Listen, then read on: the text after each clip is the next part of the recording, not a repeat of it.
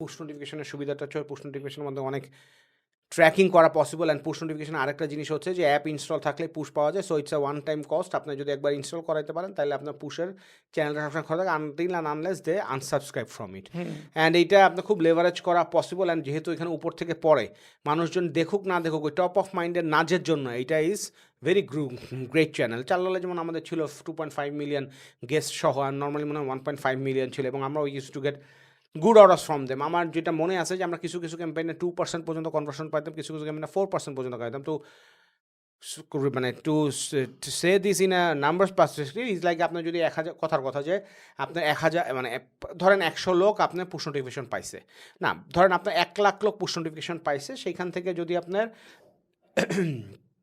1000 লোক ক্লিক করে পুশ নোটিফিকেশনটা, যারা ক্লিক করতো তাদের মধ্যে থেকে কিছু কিছু ক্যাম্পেইনে 2%, কিছু কিছু ক্যাম্পেইনে 4% পর্যন্ত কি হইতো কনভার্ট হইতো। সো লাইক আপনার ধরেন কথার কথা এমনিই তো 1,00,000 তো না, ওইখানে 4-5 লাখ থাকতো। 4-5 লাখে পাঠাইলে ওইখানে যদি 4-5 হাজার করতো তার মধ্যে যদি আপনার 2 to 5 মানে 50 থেকে 150 অর্ডার 200 অর্ডারও আপনার পুশ নোটিফিকেশনে আসছে।